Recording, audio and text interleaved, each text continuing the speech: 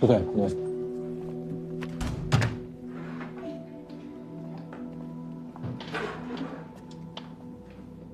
你们现在应该已经知道，那瓶水上为什么会有我的指纹。我想知道你为什么说氰化钾早就存在于秋南子的体内。兰子平时应该有用药的习惯。兰子的包里的确发现一瓶胃药，什么药？奥美拉唑。尸检还发现了什么？胃里发现了2个药物胶囊，外壳有被融化的迹象，其中有一颗有破损。最后一个问题，兰子的药瓶里还剩几颗？还剩1颗。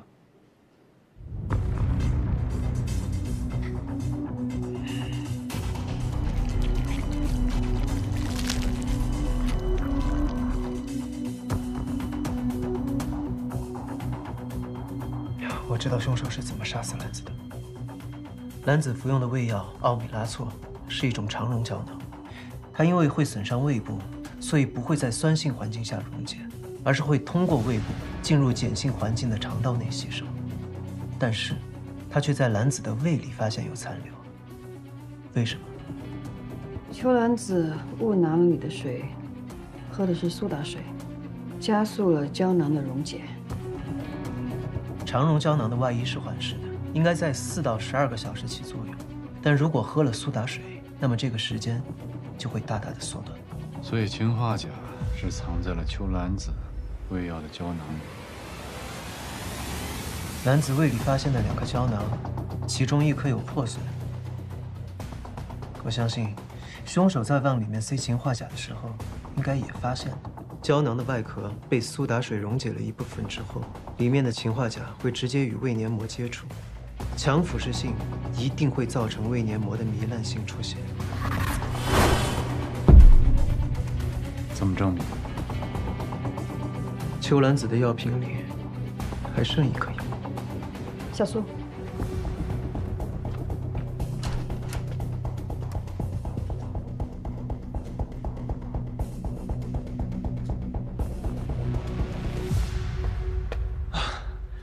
不好意思啊，赵医生，本来跟和神的合作都要结束了，听说您要出国了，还要麻烦你回来帮忙。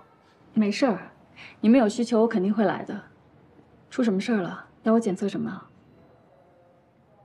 戚主任之前推论，死者可能服下了含有氰化钾的奥美拉唑胶囊，但因为误喝了苏打水，使原本应该在肠道里溶解的胶囊提前在胃里溶解。胶囊的外壳已经在死者的胃里找到。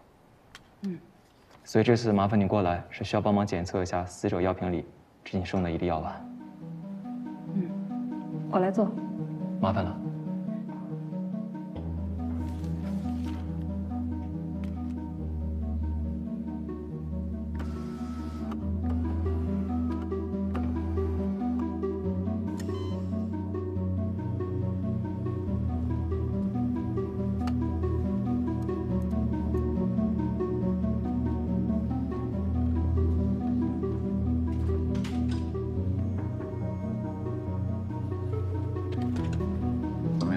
邵医生正在检查药丸呢，结果估计还得一会儿。把所有证据都比对好，不要遗漏细节。在这儿等。好。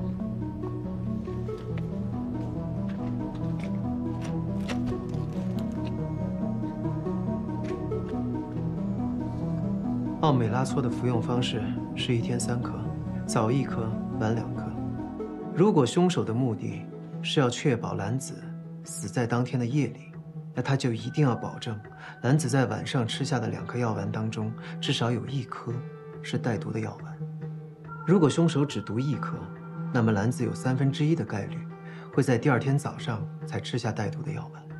如果凶手毒3颗，那么他就一定会在药瓶内留下1颗带毒的药丸作为罪证。所以，毒2颗对于凶手来说是最优的选择。如果秋兰子把2颗带毒的药都吃下，剩下的那颗药我们就检测不出证据了。兰子将2颗带毒的药丸全部吃下的概率是1/3，也就是说，凶手也只有1/3的概率不会在药瓶内留下罪证。所以我们只能赌剩下的那一口。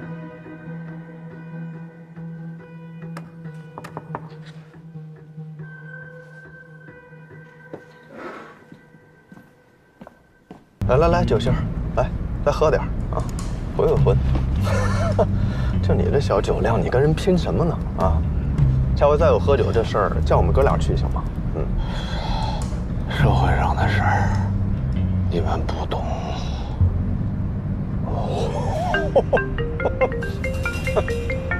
哎呀，周，怎么了？周队，所里派我去金海办个案子，遇到点麻烦，想问问你认不认识金海的人，看看能不能帮个忙啊？什么事儿？你说。是这样的，周队，我们派出所正在追一批被卖到金海育婴区的宠物犬，其中呢有一只马尔济斯犬出现在宠物论坛的。现在有个孩子丢了啊？你觉得找孩子和找狗哪个更重要？你赶紧归队，参加排查。这小周呢，让你一竿子给支到派出所呀，这心里肯定憋着火呢，就想干出点成绩。就算是一无所获，肯定也会一条道走到黑。再说了，这老刘的亲闺女，你还真好意思把她抻到基层去？哎，行了，别跟我这甩片汤的话啊！他就是老跟你在一块儿学的，连支队领导的话都不听了。哎呀，冲窗外呼！大伙儿要都这样，那支队解散得了，啊！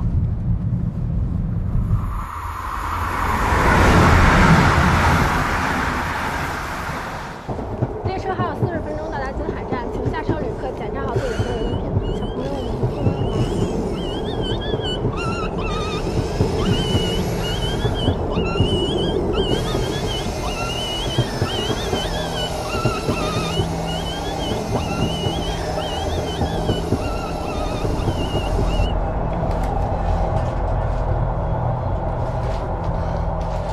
哎，高哥，实在是给你添麻烦了，查到什么了吗？你那个视频是被转发的，发布地址是一个聊天网站，网站公司的备案地址是南湾市。这和你在云清查的事儿有什么关系啊？哎，那是不是原视频的发布地址能查到呀？时间紧，有点难。哎，高哥，我给你发的那块手表的照片呢？啊，那表是奥吉的畅销款。那是不是可以通过厂商对购买者的备案登记筛查出一定的范围啊？你开什么玩笑？我刚才都说了是畅销款，奥吉是著名品牌，厂址多，货量大，而且最关键的是咱们根本就不知道它是哪个厂子出的，也找不到销售记录。行吧，那谢谢你啊，高哥。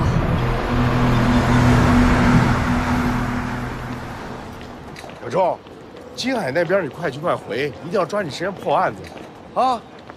你那边查怎么样了？吴所是这样的，我在联系金海市云清区的一家宠物店，追查丢失宠物犬的过程中，无意中刷到一个视频，视频里一个男人没有露脸，他正在残忍地虐杀一只马尔济斯犬。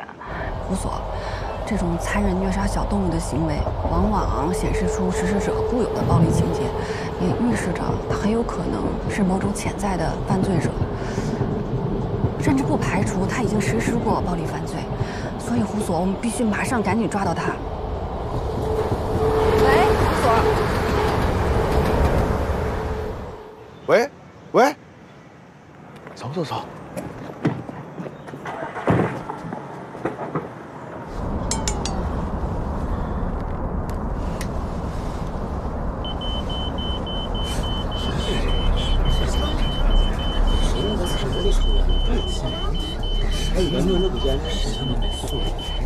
请各位旅客坐在座位上，配合我们的工作。哎，现在你们坐好，走，没事，不要惊慌。你好，麻烦您出来一下。乘长，来下8号车厢。麻烦您出来一下。病啊！啊！我上个厕所敲什么敲？先生，你在里面抽烟了吧？谁抽烟了？哪只眼睛看见我抽烟了？去检查一下。哎，先生，请您配合我们的工作。先生，你配合我们的工作。给我滚！打人！滚开！哎，你别！哎，先生，你不能走，你不能走，松开，你不能走。松开！哎，接着！这小娘们儿！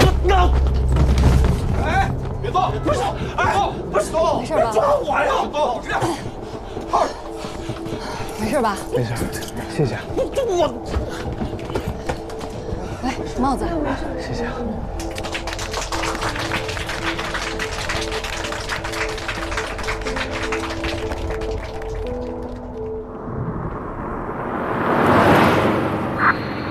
周队，我们这边布置好了，随时可以开始。收到，收到。玩，弄起来。开水。没说。嗯，到了。你胆儿挺大呀！啊，刚跟你说话记住没？哎，这记住了，记住了。我告诉你啊，电话通了好好说，尽量拖延时间，再让别人对方察觉出你拖延时间，听到没？哎，明白。好的，长官。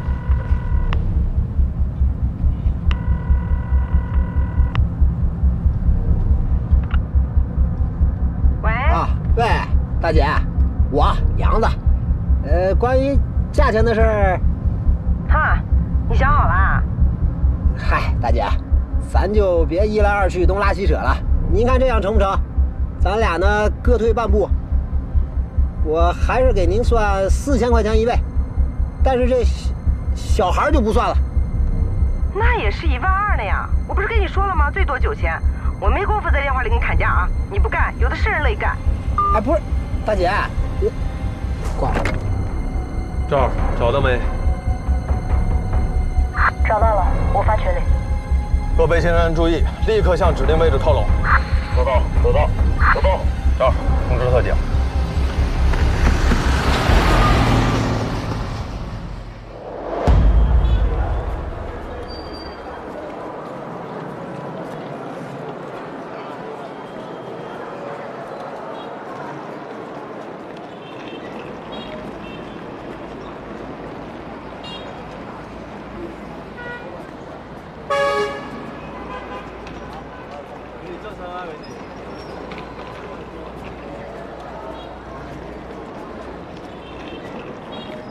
美女坐车吗？美女。不用了啊，谢谢。老板，拿一瓶东风特饮。谢谢哈。嗯。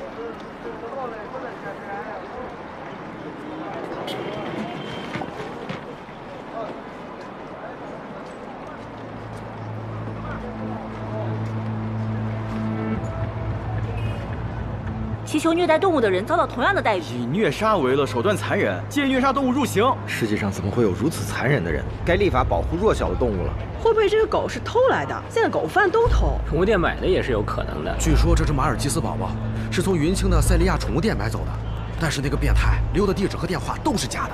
那要这么说，那个变态肯定是住在云清吧？我觉得没准是京港的，京港那边好多人为了图便宜都出来买狗。那他是怎么来买的？开车来买的？长途车不许带宠物，但是火车应该可以。火车上能带狗吗？我怎么没见到过？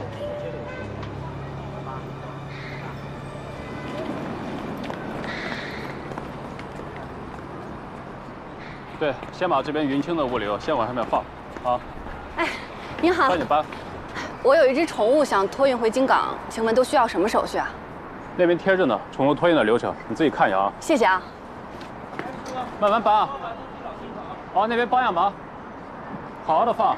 不好意思，是不是按照咱们的规定办理好宠物的检疫手续之后，都会在这儿有登记备案呀？你问这个干嘛呀？哦，警察同志啊。麻烦给我看一下，谢谢。好，这边请。哎。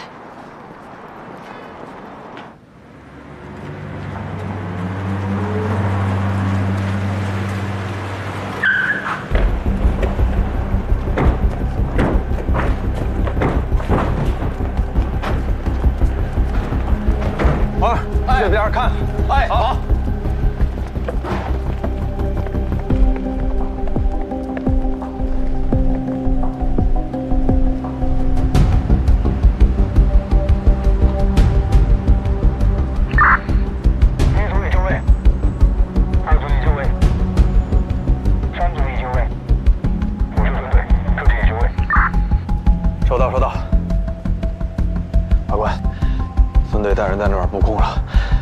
人都准备就绪了。是吧？哎，给你这负责人打听了一下，这小白楼是4个农船合租的，各自都带着孩子的。照他们说法，他们来这边做粮食买卖的，啊，就没做什么身份登记。租房子的人就是张艳玲，我跟这杨子确认过了。好，知道了。分队，现在能确认屋内的目标吗？确认嫌疑人在屋内，没有见到孩子。行，那这样准备啊，切记确保孩子的安全。行动。收到。哇，走。法官，你要是不舒服，找个地儿吐会儿，啊。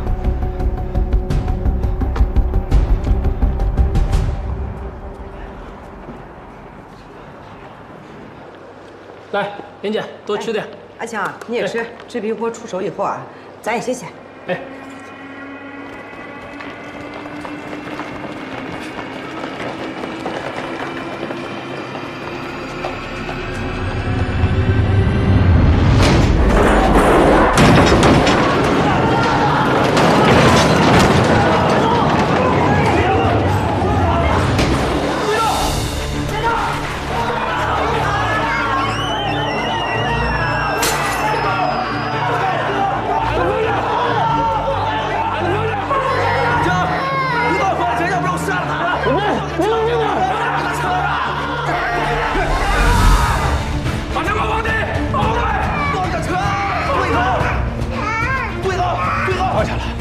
放下了，兄弟，冷静。对头，对头，对头，路边不站着。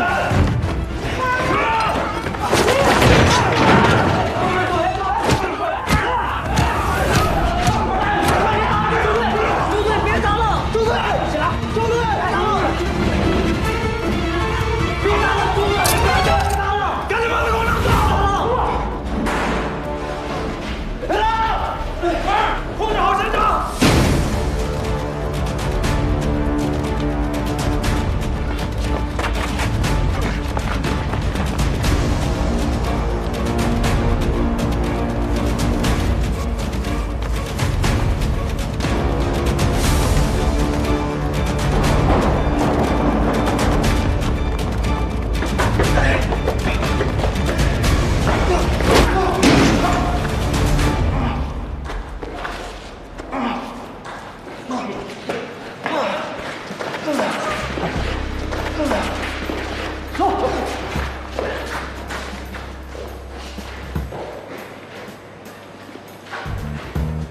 累死人了，我去，跑死我！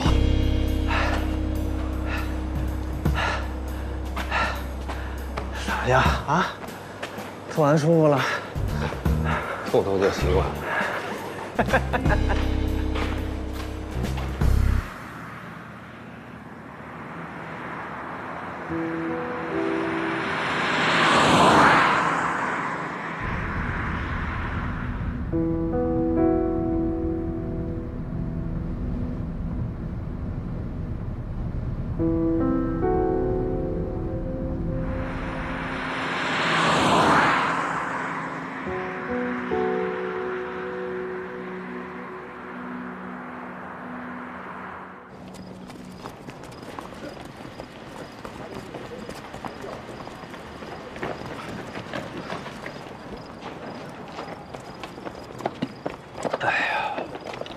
我怎么突然有种黄袍加身的感觉呀？啊！哎，一文一武啊，这真是有朝一日失去了爱卿们的辅佐，你可让朕如何是好啊？屋里救出了3个孩子，这边都搜遍了，少了个姚飞。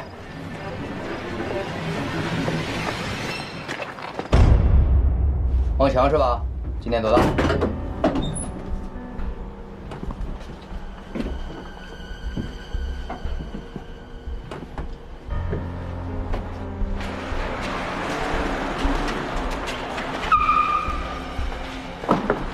小志，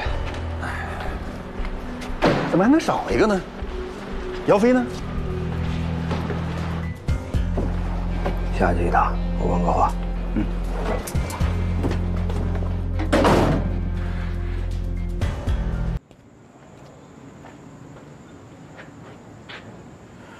哎，哥，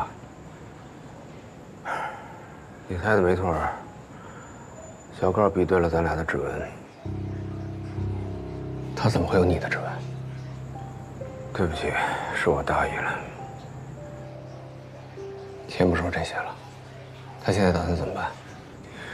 他猜出来咱俩互换身份，就是为了213这个案子，而且刚才还把咱俩比对指纹的报告给了我。我看他这样子，倒不是想告发咱们。走之前还跟我说，让我下次别再失误了。哥，这小子为什么要帮我们？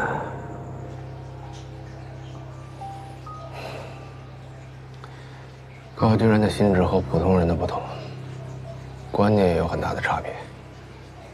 可能他把这件事当成一场有意思的游戏，目的就是为了能够解开你我身份上的谜题。至于其他事儿，可能就变得没那么重要了。不管怎么说，既然他表达了没有戳破我们的意思，他就静观其变。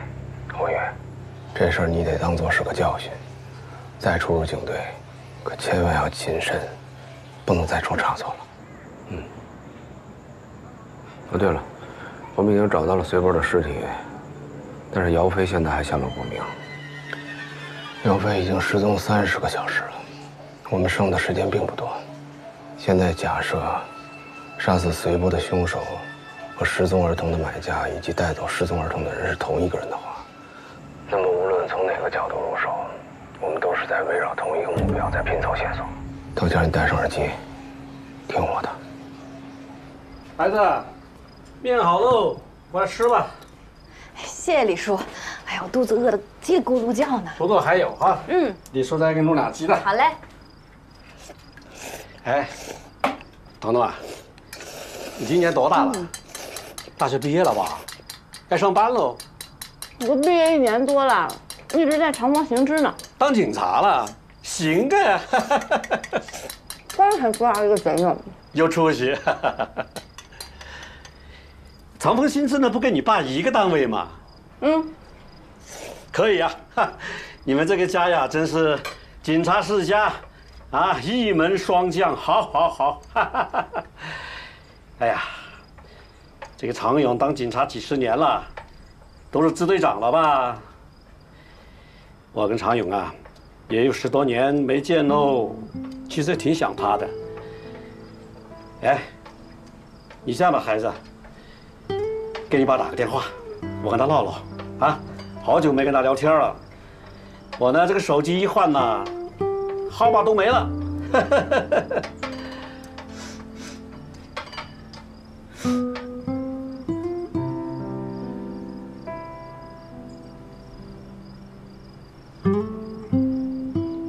孩子，怎么了？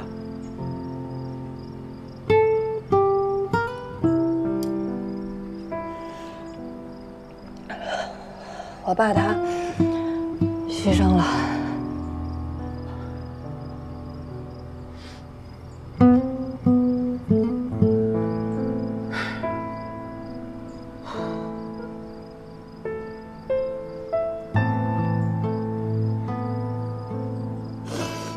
彤彤，你长大了，爸爸相信你有这个能力规划好自己的一切。爸，谢谢你。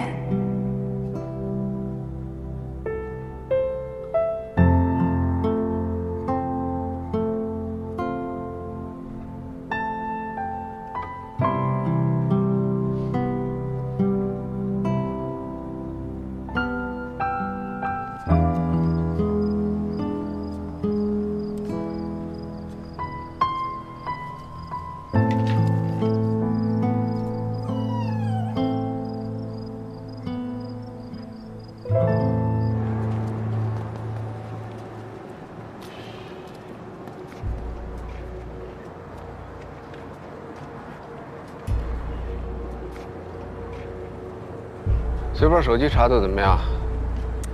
暂时还没有查到他跟买家的任何沟通记录。哦，那这么看来，这个随波肯定有其他的隐形渠道和买家沟通贩卖儿童的事儿。比如说一些发布了领养信息的非官方论坛，很多不法分子会在类似的地方找论坛或者留言板发布一些似是而非的广告信息。只要我们能够查到 QQ 号之类的联系方式，就可以尝试进行信息筛查，从而调出这个号码的联系记录。一旦能够确认随波和买家在网络上的联络信息，我们就等于得到了买家的账号。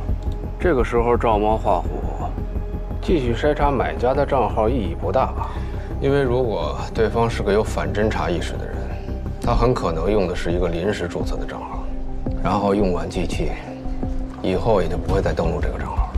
那么我们就不得不去花一点时间对账户的密码进行分析。也就是说，我们必须想办法取得这个账户注册时使用的原始密码。当然，联系通讯软件的公司提供原始密码也是个办法，但是要经过司法程序的审批，比较耽误时间。成功获得原始密码以后，我们就要开始核查。通常情况下，我们是使用相同账号去各类社交软件平台，通过程序比对，筛选出同一个人的多个账号。目前看来，这种情况并不适用。我们用来核查的不是账号，而是密码。作为一种记忆习惯，很多人在软件注册的时候可能用的是不同的账号，但是密码却是相同的。有了，从分析出的密码来看，包含了大写字母、小写字母、数字和特殊符号，说明这是一个高强度密码，也就是说，很有可能是它的常用密码。不光是社交软件，现代人的生活根本脱离不了互联网，还有外卖、快递、工作邮箱。我们迟早能查出一个或多个买家的注册账号。一个人通过网络总会展现自己生活的方式，甚至他对于网络的使用本身就已经向我们透露出许多他的个人信息。通过这一切，我们就可以还原这个人的性别、年龄、职业、居住地点以及家庭环境。有了，男的，27岁，单身，城际特快列车工作人员，而且是单亲家庭。地址也有了。环湾区金界岛屿小区2号楼401，手机尾号2816，姓宋。来，好，上车！上车！快点！上车！快点！后面的快点！快点！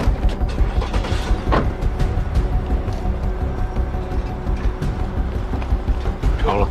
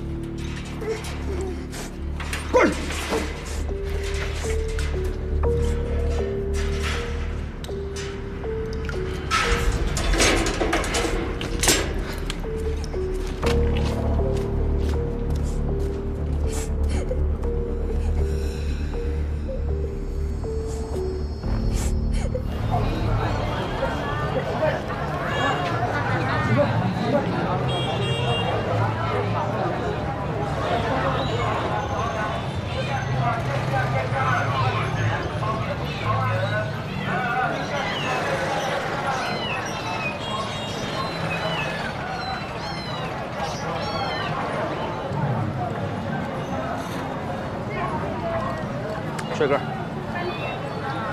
不要不要，整一块，不要不要啊！不要。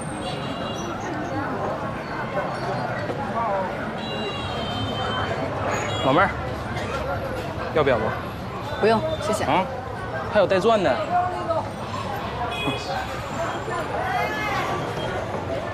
哎，大爷，帮我来碗面。哎，好的，谢谢啊。哎呀。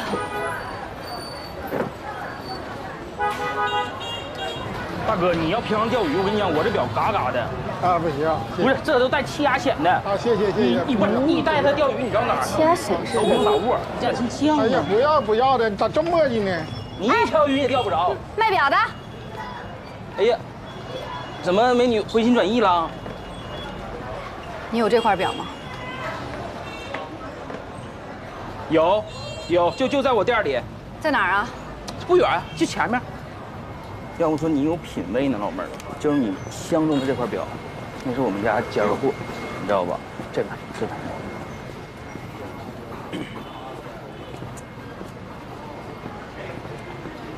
老妹儿，前面2步道就到了啊。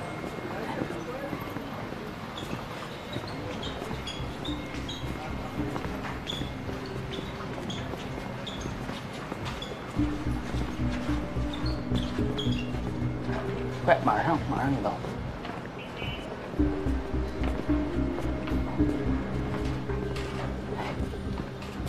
前面就是，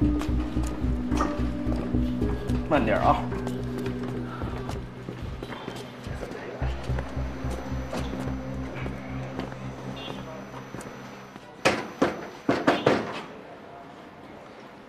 咱家护房这个。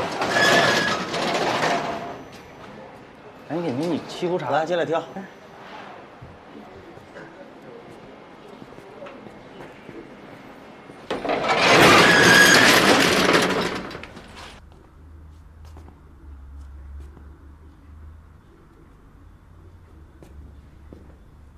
哎哥，给那个美女找一块凹机带气压那款。那表哪有仿的？都是真货呀。 但是姑娘，你找我算是找对人了。这表还有最后1块。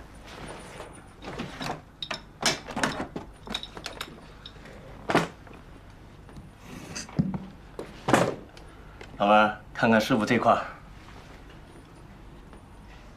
就是这块。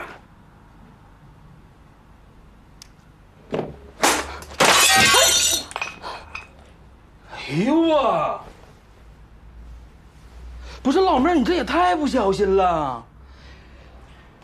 哎呀，这啥那个都别慌啊！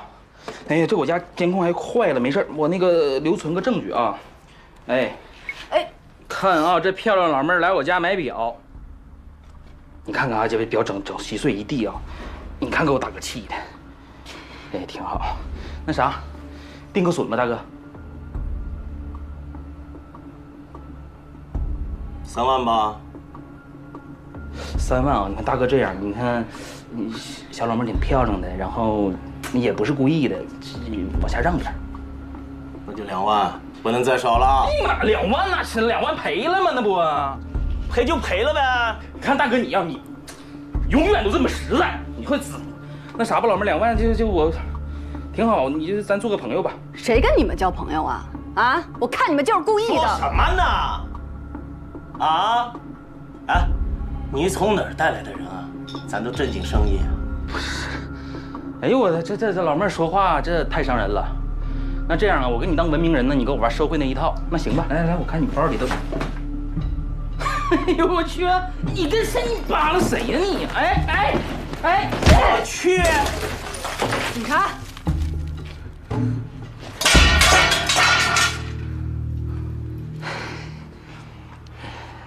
检查同志好。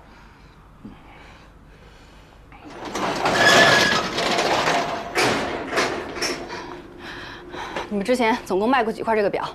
就卖过1块，总共就进了2块这个表。你手上1块，卖了1块。卖了1块，卖给谁了呀？就一个小子，这个总在附近晃悠。刚才我还看他了。刚才在哪儿啊？长什么样啊？广大市民朋友们，现在插播一则气象新闻。根据气象部门紧急发布的雷暴橙色预警，受强对流云团影响，未来24小时内，我市将出现伴有明显雷电和7级左右的雷雨阵风，预计降雨将达50毫米以上，局部地区可达到100毫米。目前我市的公园、游乐场等户外场所已经关闭，请市民朋友们保持警惕，做好防雷雨、防风准备，关紧门窗，避免外出。必要外出时，请远离户外广告牌以及带电设备。在这个风雨欲来的时刻，愿我们共同携手守护河西金港。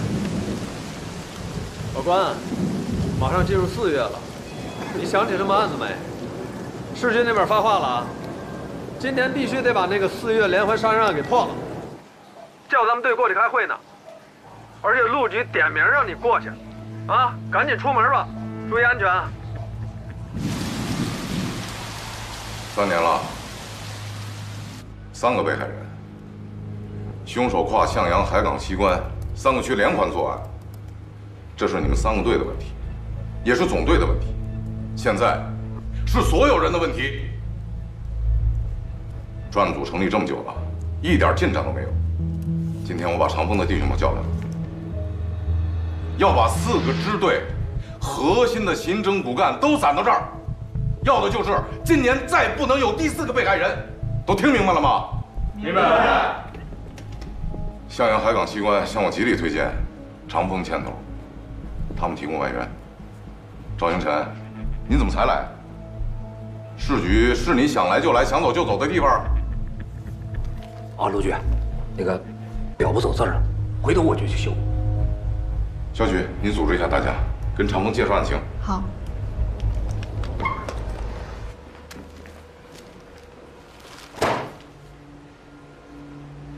在座各位都知道，连环杀人案无非就2个突破口，一个是犯罪嫌疑人，从嫌疑人在现场留下的作案痕迹和物证线索找出凶手；其二是被害人，调查被害人的个人信息、家庭成员、社会关系，进一步缩小摸查范围，最不济就找出几个被害人之间的共同点和不同点，从而推断出凶手的作案动机和作案方法。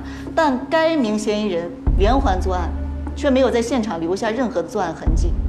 受害人的年龄、工作和社会地位也各不相同，甚至是毫无关联，所以现在就使得这个案件的侦破彻底陷入困境。每年4月初都有人被害啊，那总队为什么觉得都是同一名凶手所为呢？有一种智商叫做先看后问。3年前，嫌疑人首次作案，当时是西关刑侦受理的。大前年在4月4号一个雨夜，西关大棚一个电商公司发生了一起命案，受害人呢叫刘晓东，是这家公司的经理。案发时间大概是在午夜的前后，这些基本信息啊都在这些案卷里了，你们可以自己查。简而言之，他是被人用刀砍死的。第2名被害人呢，在我们辖区，案发的时间呢是前年的4月6号晚上10点多。遇害人是女性，41岁，一名事业单位的这个财务。叫做龚鑫，案发的地点呢就在他们单位旁的一个公交车站。哦，对了，当时也在下雨。作案的手段呢和第1案相同，受害人也是被砍死的。第3个被害人是在我们向阳一个烤鸭店的厨师长，叫庞成，34岁，去年4月2号晚上8点左右也在下雨，他去饭店后门抽烟，结果被砍了。这3名被害人都是后脑遭大型利器劈砍致死，而且案发都是在雨夜。这应该就是这3个案件最重要的共同点吧？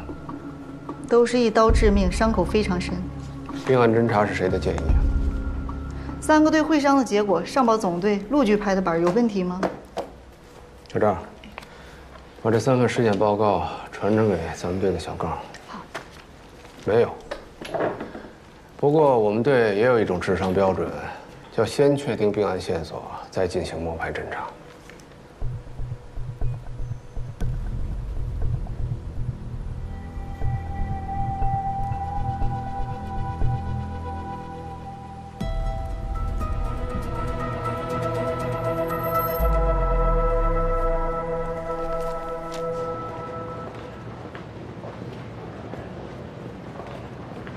哎，老关，这曲贤什么情况？今天吃枪药了？关队，你可是咱们专案组最后一支救命稻草了，马上就4月了，如果不是巧合的话，凶手快要行动了。时间紧，我明白。好，那我们先回队里了啊。回见。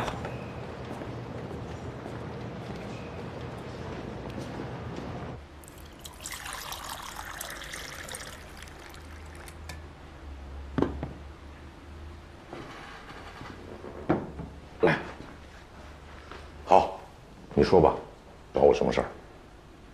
啊，陆局，我就是想问一下，关于林佳音的死，调查到什么份上了？我知道你徒弟林佳音的死对你刺激很大。前几天为了调查林佳音被害真相，还把你留关了半天，心里一定很委屈吧？虽然事后证明是一场误会，不过我还是要为当初对你的不信任表示抱歉。陆局，您呢也是按规章办事，章程就是章程，严谨客观。花火也是一样的，谈不上什么感情层面。我说我还是了解你的吧，你还是那个一丝不苟、理性严谨、原则大于天的关宏峰。我们呢也是痛心疾首，正在马不停蹄的查。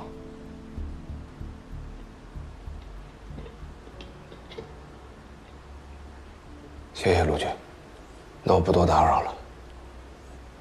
连环杀人案的事儿，您放心，我一定会尽力。好。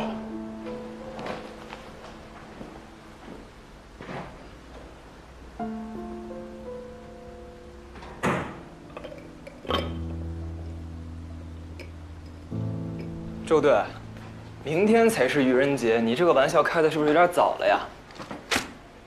我给你发了3桩命案的尸检报告，你要是看着这些尸体的照片，你还能笑出来，我保证我回队里，我让你下半辈子都不会笑了，信不信？我的意思不是这件事有多么的好笑，而是我希望你搞清楚，我的工作是验尸，不是验尸检报告。在缺乏第一手原始物证的，在尸体没有放到那个台子上的情况下，我所有的检验还有推断，都是站不住脚的。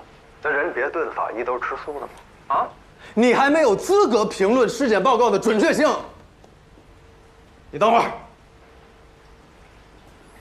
喂，你说的有道理，不过现在要的不是尸检报告判断的精确性，我要你对3份报告上面3名受害者伤口的描述和照片，以及病理解剖分析做2点比对。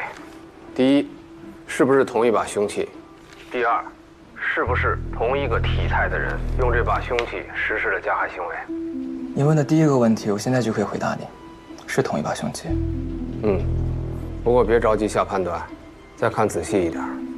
3个伤口都有一个近乎正梯形的侧切面，顶骨到枕骨切口最深处的微型开裂痕迹，证明凶手在拔刀的时候曾经扭转过刀身。而骨层的断面呈现出不规则的锯齿状，这么奇怪的器物，很难找出第2把。锯齿刃。根据劈砍方式以及造成的伤口来看，凶器应该是一把刀身在40公分左右的砍刀，而根据一般的配重标准，再加上刀柄，凶器的长度应该是在60公分左右。这种长度和规格的刀，一般不会有锯齿刃。战术和格斗刀才会有锯齿刃，没错吧？对，像这种锯齿组合刃的多功能设计，一般都出现在野外以及战场上，而为了方便携带，一般都是短刀，长度并不符合。而且锯齿刃一般都在刀背上。明白了。第2点呢？至于第2点，恐怕就需要用实验来论证了。好，我知道了。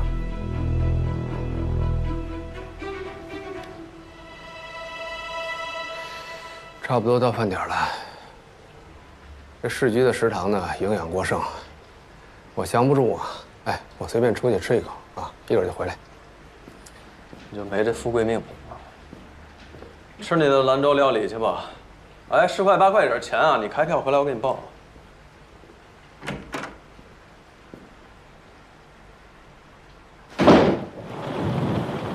这眼看天都要黑了，你联系他们吗？给他发短信了，这不是来了吗？啊。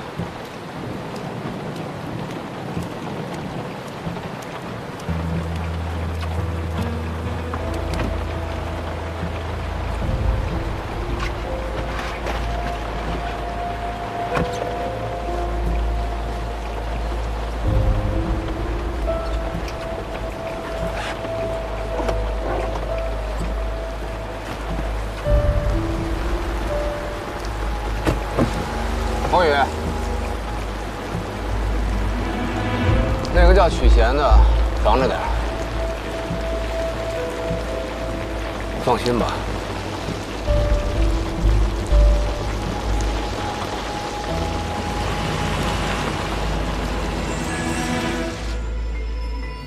根据这3起案子留下的痕迹、线索，再加上尸检报告，我们队内进行了讨论。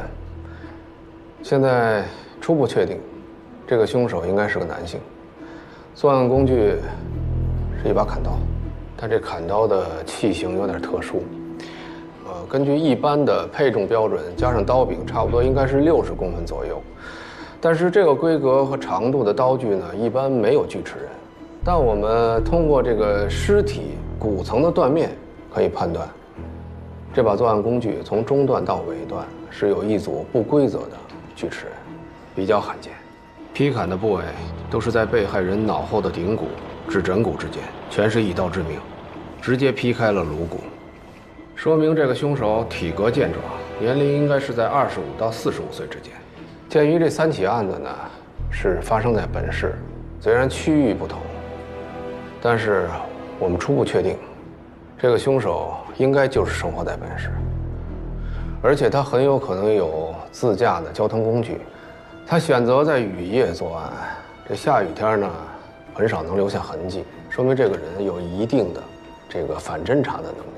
由于案发都是在工作日，所以我们推测这个人应该从事的是自由行业，就算是有单位，有可能是弹性工作制，基本上可以划归在高学历、高收入的人群。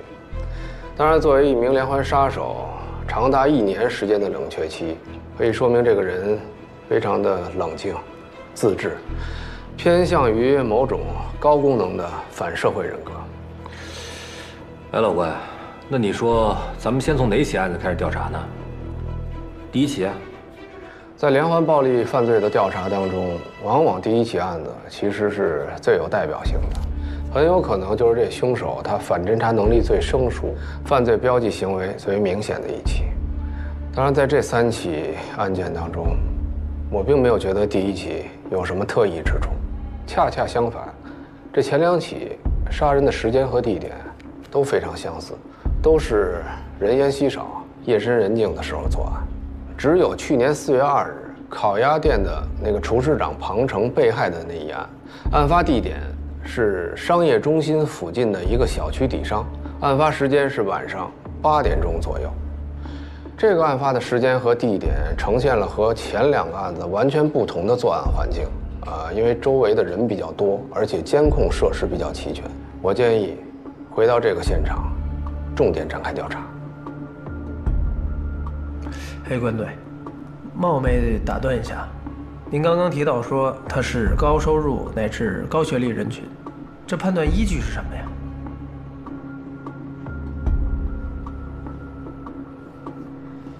一个自由职业者，有车，而且冷静到1年只杀1个人的凶手，那这么推断，没问题吧？明天就进入4月了。既然初步认定这个冷却了1年的连环杀手，之前发案时间都基本是在4月初，也就是说，过了今晚，我们就要和这个杀手正式赛跑了。既然大家没有异议，那我们就沿着这个方向继续调查。好。通过监控筛查，我们发现，去年4月2号晚7点46分，有3个不明身份的嫌疑目标出现在烤鸭店门前。大约25分钟后，他们又同时出现在一个监控画面里，沿街道原路返回。而这一来一去的时间，正好是庞成的遇害时间。长风那边的意思是，从他们3个人下手，继续往下查。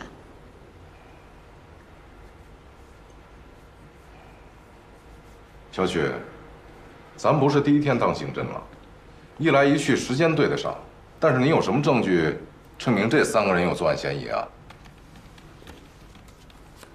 就凭这个人腰上别的这个长家伙，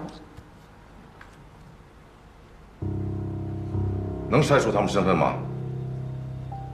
还在等待素材比对。身份都没筛出来就下结论，太草率了吧？你别忘了，我们现在没时间，没工夫走弯路。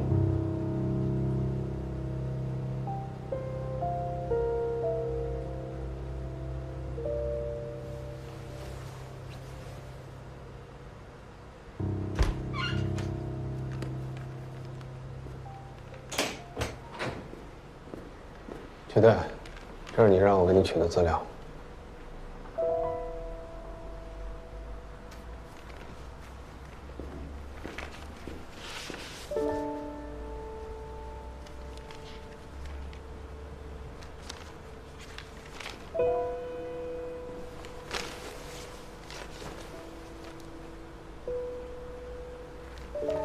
监控上这3个人分别是贾季、冯多、邝小山，除了邝小山是外地人。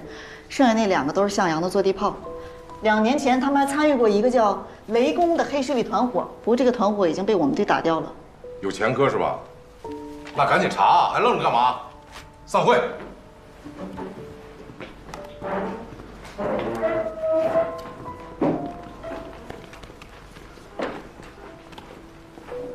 关队。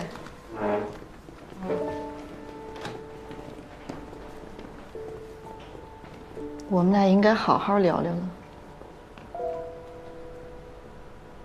是得聊聊了。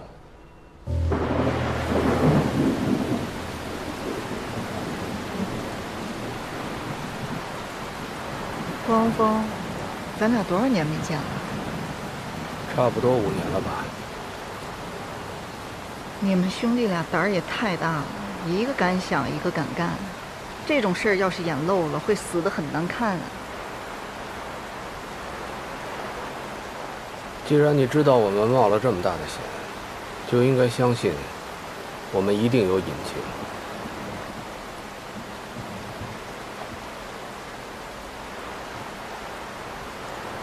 如果你实在不信任我，我可以详细的向你解释整个事情的原委。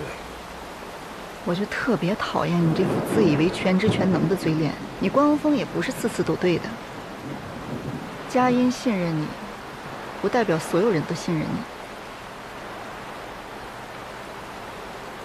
佳音诈死瞒名，一个是出于个人意愿，再有就是为了协助我们。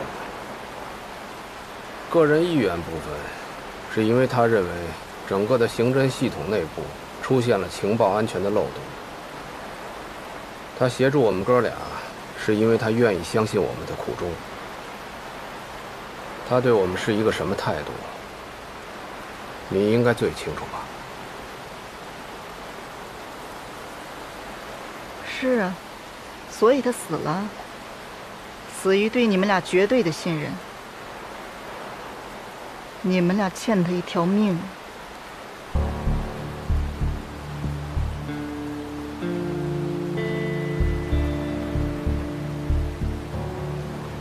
是。 他是因为信任我而牺牲的。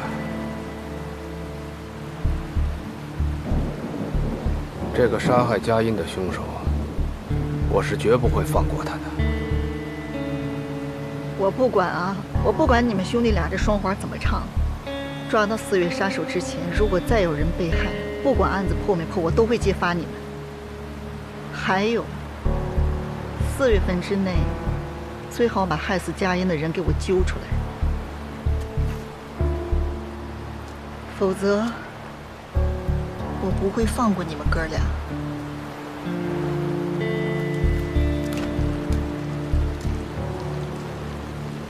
有什么要紧的事，及时告诉我。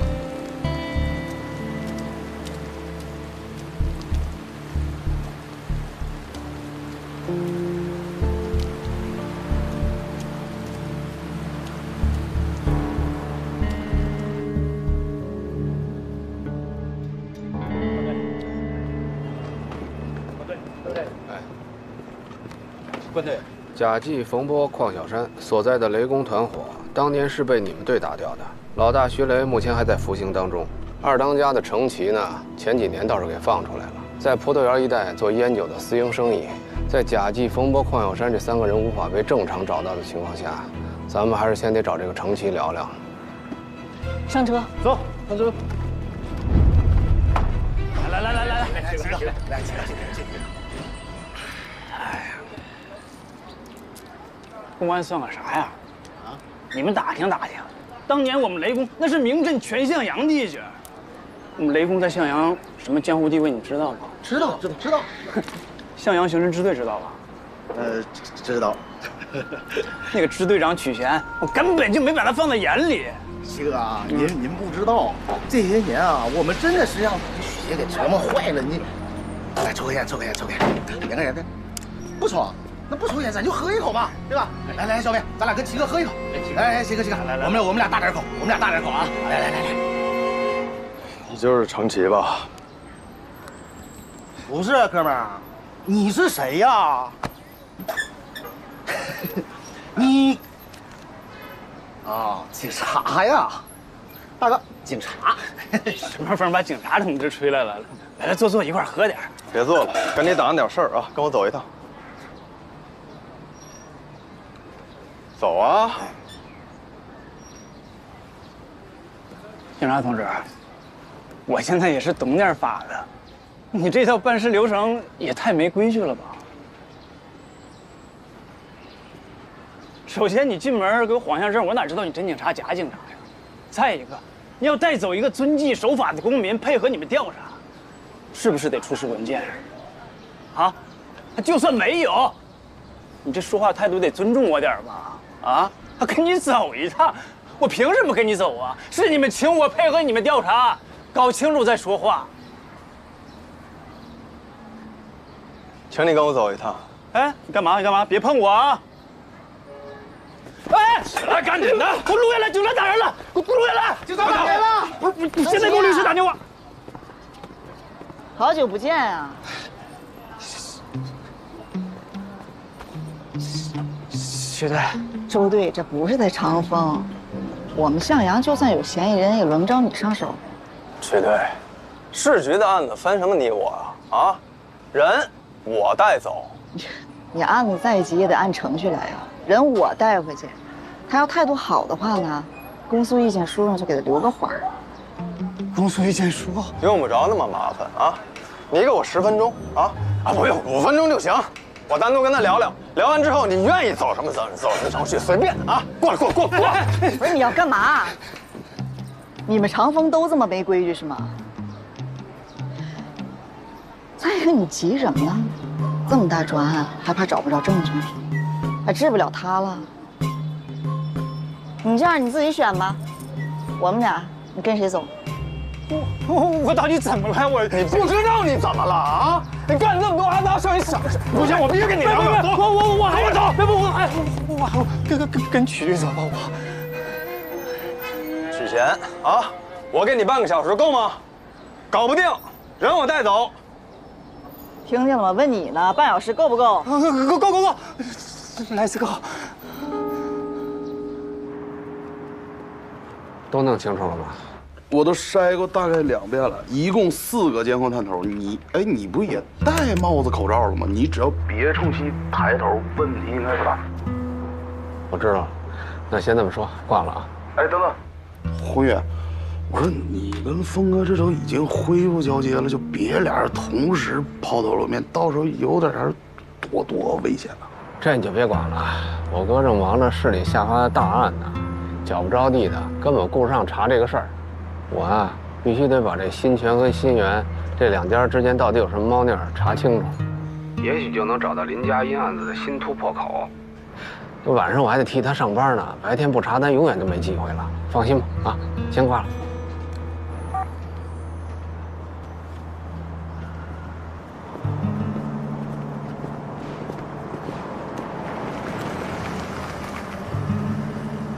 周姐，周队不是让咱们查新源那个案子吗？咱们跑到新泉来干啥呀？让你干啥就干啥，别瞎打听。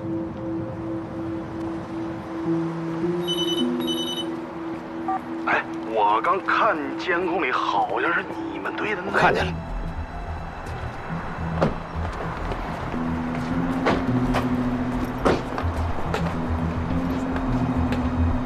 发什么呆呢？走啊！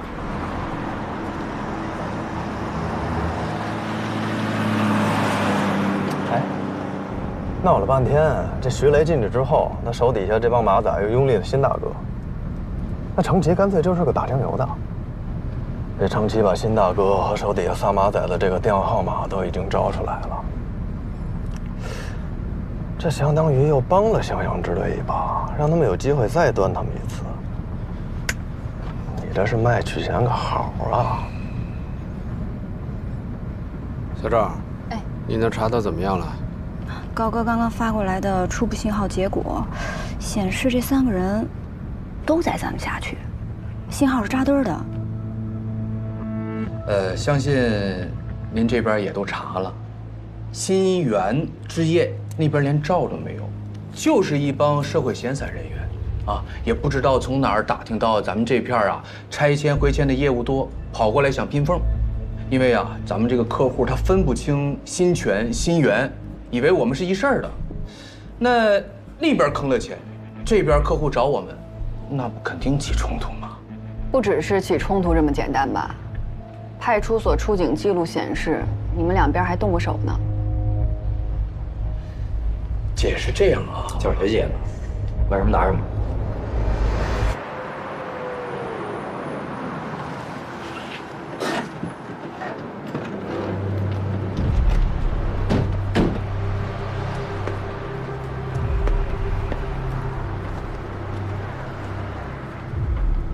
行了行了，都给我滚出去！看什么看？出去！听不到是吗？出去出去！哎，警官，我去看看什么事啊？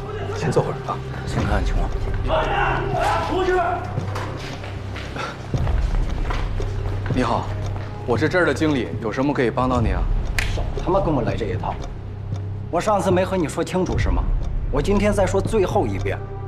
风景村那边的拆迁是我们新源负责的，拆迁款的事直接跟我们新源谈，别私下跟我玩那些毛腻儿，东谈一家西聊一户的。兄弟啊，我们这新权置业是正经的合法公司，在工商也是有登记的。至于你说那个拆迁合同啊，我们走的也是正规合法的流程。合法啊？少他妈装蒜！你们的流程合不合法，你们自己心里没点数吗？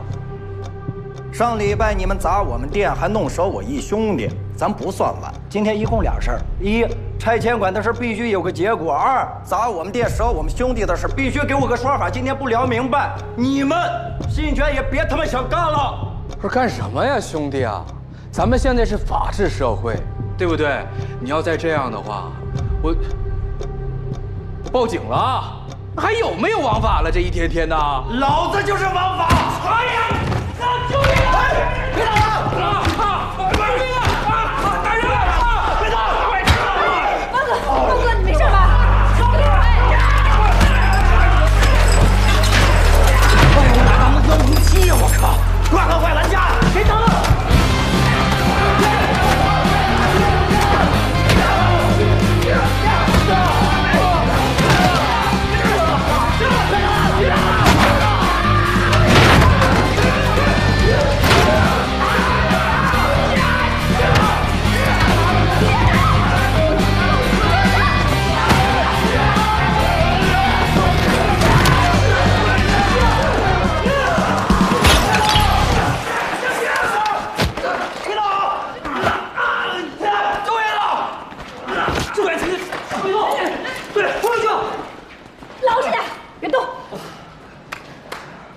关队，关老师，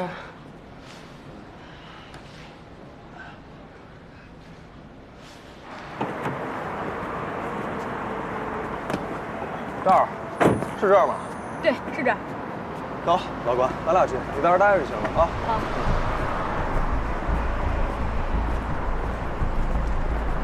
论坛到不了你死我活的份儿，他更不可能杀人。再者说了，他是前年年底才来京港务工的。你想想，第一起案发、第二起案发的时候，他还没到这城市呢，那谈不上什么动机啊。哎呦，真的，不行了，我得找地儿眯会儿去了。哎，兄弟，咱试一下啊。好嘞，谢谢。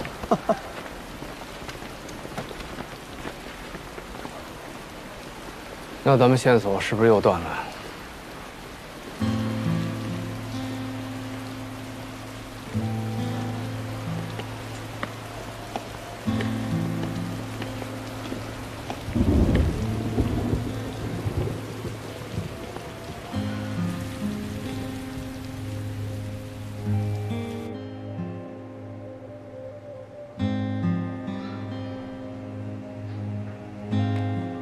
嗯，你怎么就能确定这个娃娃脸肯定会回这个新医院职业到时候补个漏？像这种缜密自信的人，一般都是完美主义者，甚至是超级强迫症。我猜他肯定会回来打扫战场。这种人一般都不会让自己有半点的疏漏，就算留下一根腿毛，他也会想办法回来取走的。嗯。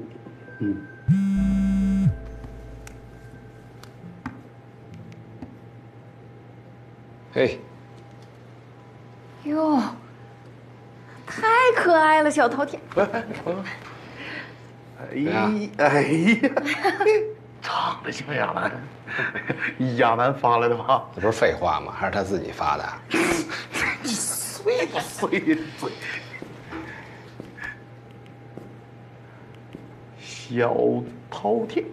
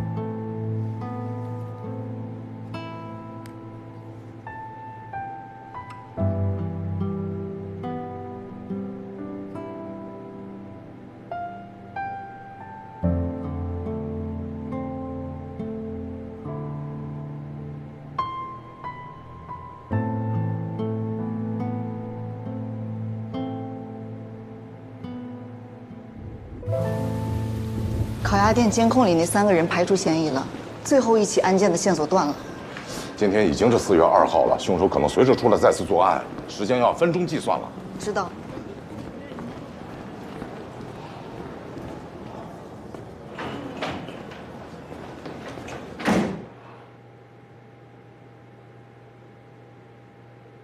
哎，有情况。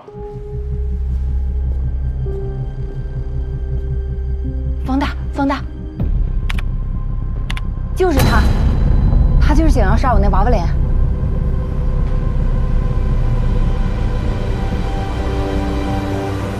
现在怎么办啊？那怎么着得找个突破口吧？对，这些案件资料复核过吗？没有。关队，这个案子我比较了解。关队，行啊。那麻烦你跟承办支队打个招呼啊，小周，把这些案卷副本带上，咱们再重新过一遍现场。现在就走。哎，师姐，谢谢师姐。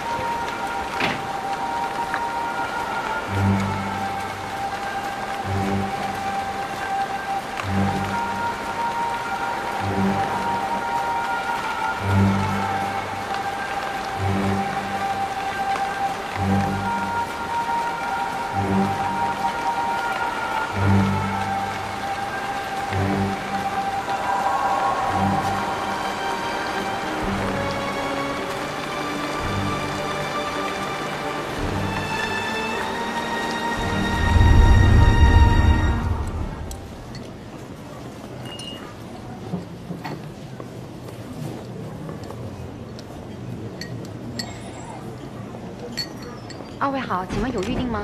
啊，警察带我们去餐厅后门看看。哦，好，这边请。这边。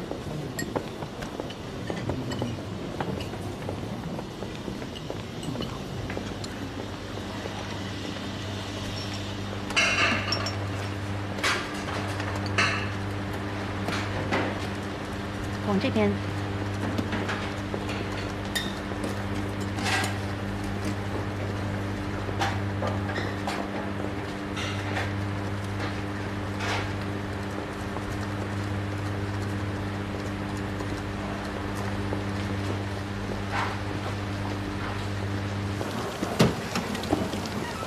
就是这儿。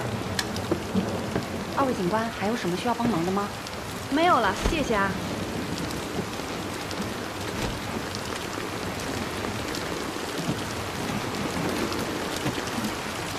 关老师，这儿有监控。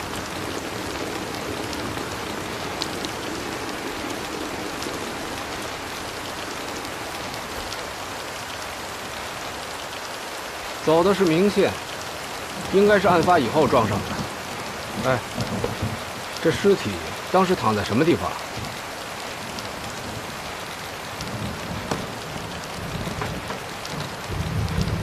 哎呀，关老师，这就是案发现场，尸体就在你脚下。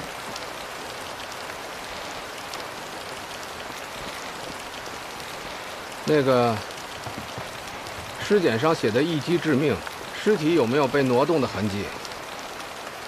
勘验记录上显示没有。案发时间是晚上8点多，周围有路灯，就没有居民目击到吗？案卷上显示，通过走访调查，并没有发现目击者。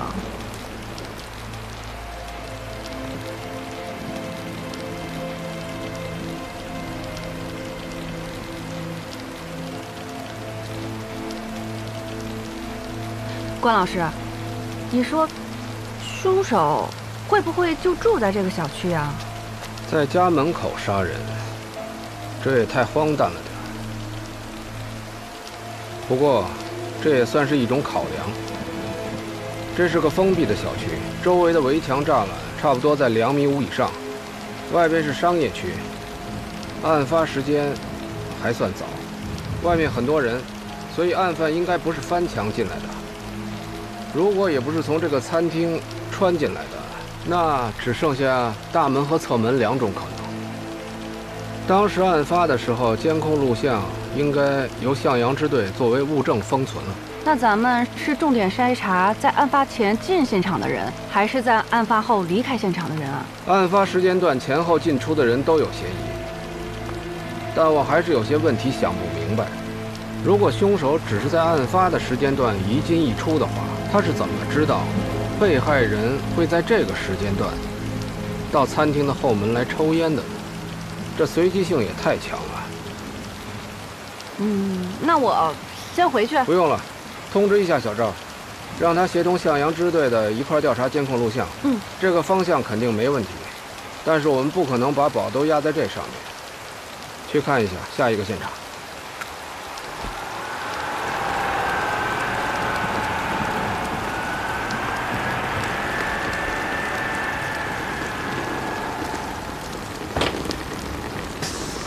关老师，这就是第2案的案发地。我拿下案卷。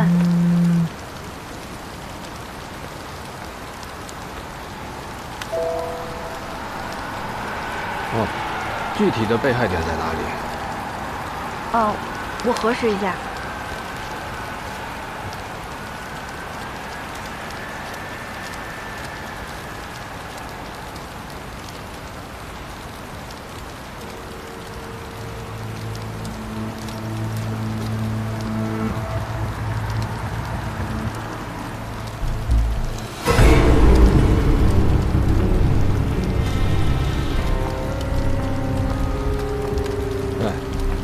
确定是这个人吗？确定，刘英认得他。我从新源之夜跟他一路，关老师，还是让他给跑了。这儿。我这案子有点棘手，你一定要稳住，不要着急。有什么事等我回来再说。啊，好，你也多加小心。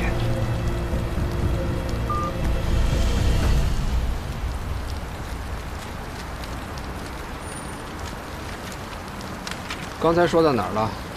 被害人龚鑫，女，41岁，财务工作人员。被害时间是4月6号晚上10点半到11点之间。他应该是来赶末班车的，尸体是在路边被发现的，同样是没有被移动过。这里2、3年前没有监控，凶手都是在下雨的晚上作案，而且行完凶之后迅速离开。相较于庞城遇害的地点，这里其实是个开放式的现场，而且更具随机性。第一名被害人刘晓东是在自己的公司遇害的。要这么说的话，这3名被害人都是在自己的单位或者单位附近遇害的。哎，这算不算一个共同点呀？如果这是共同点的话，这案子就更难破了。为什么？因为这样可以说明，凶手与这3名被害者在个人生活方面就没有任何的交集。那凶手会不会与3名被害人在工作当中都存在着某种关联呢？电商公司的业务经理、事业单位的财务、烤鸭店的厨师长，这3种工作的人会和什么样的人在工作当中产生关联呢？这个，这应该不会再有什么线索了。那个工薪就在附近上班，我在那儿约了海港行知的人。走吧。啊。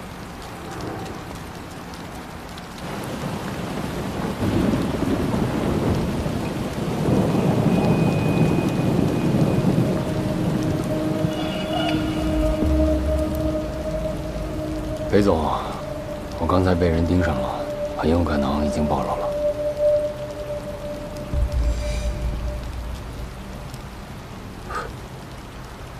那你什么意思？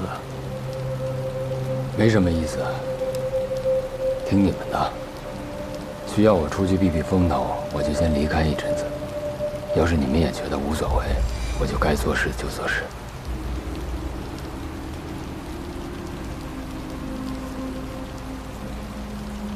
继续做你的事吧，爸爸。我们都很看重你，不仅因为你比叶方舟身手好，更重要的是，你摆得清位置，不自以为是。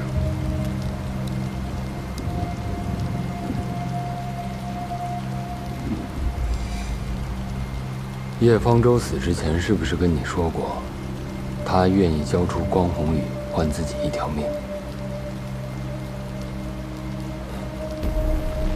这小子，当时为了保命，连他亲妈都能交出来。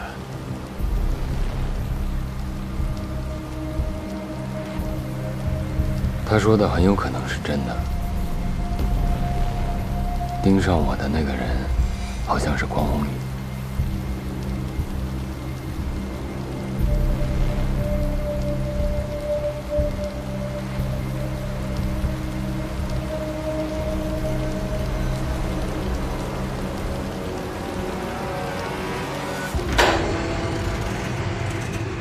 哎，找着了吗？找着了，但是半路给跟丢了。我哥说等他回来再跟他商量。哎，马上天黑了，咱们得赶紧去跟我哥交接。嗯，好。